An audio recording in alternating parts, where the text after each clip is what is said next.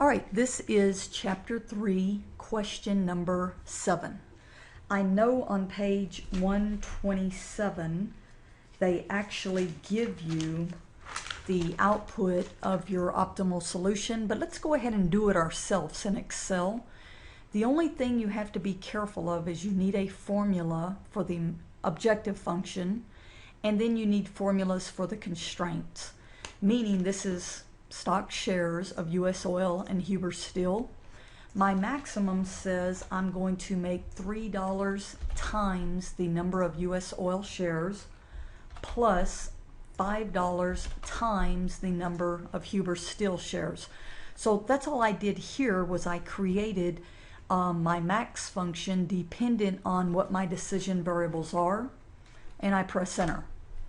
I need to do the same thing with my constraints. I have them here. This is 25 times the number of U.S. oil plus $50 times the number of the steel. So what I do is I just write it in a formula equals 25 times the number of U.S. oil plus 50 times the number of steel. So that's my available funds.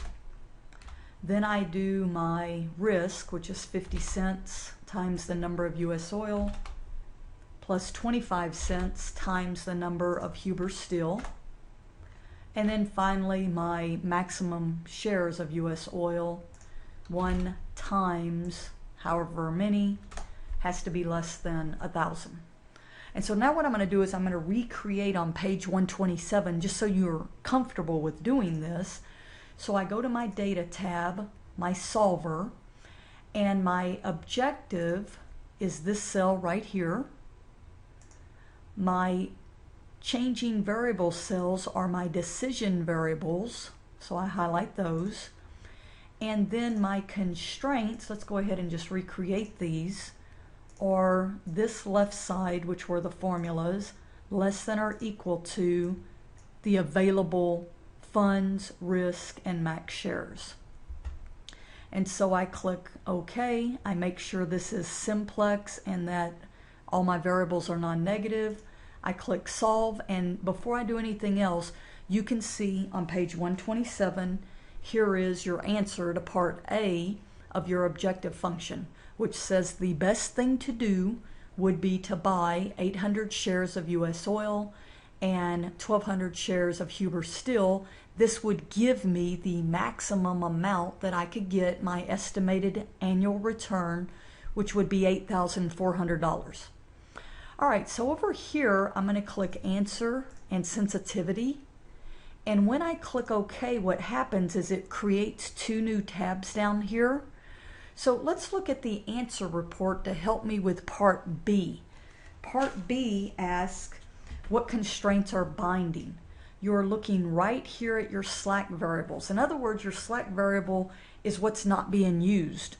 Well, as you can see, everything is being used in my, I forgot what that was, my available funds and then my risk. This one doesn't really matter because my funds are already gone. And so constraints 1 and 2 are definitely binding because all my funds are being utilized and all my risk is being incurred. All right, part C asks about the slack variables, which you find in the sensitivity report.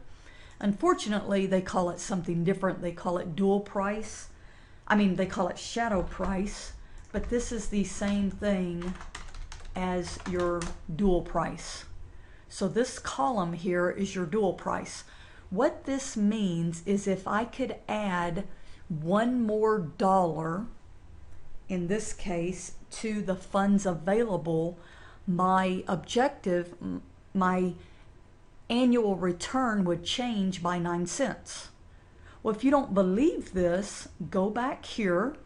I said if I could change this by $1, so $80,001, and when I rerun this, this will change by that amount. So let's go ahead and rerun it real quick. Solver, nothing's changed here, so I just say solve. And as you can see, this changed this amount for 1 more unit So if I could go out and get one more dollar, I can make 9 more cents. And so that's what this, the dual price, means. Okay, and so then part D says, would it be beneficial to increase the amount invested in U.S. oil? Well, that was this here, the max shares. And no, it wouldn't be beneficial because, as you can see, the optimal solution is really caring about my slack variables, which is constraints 1 and 2.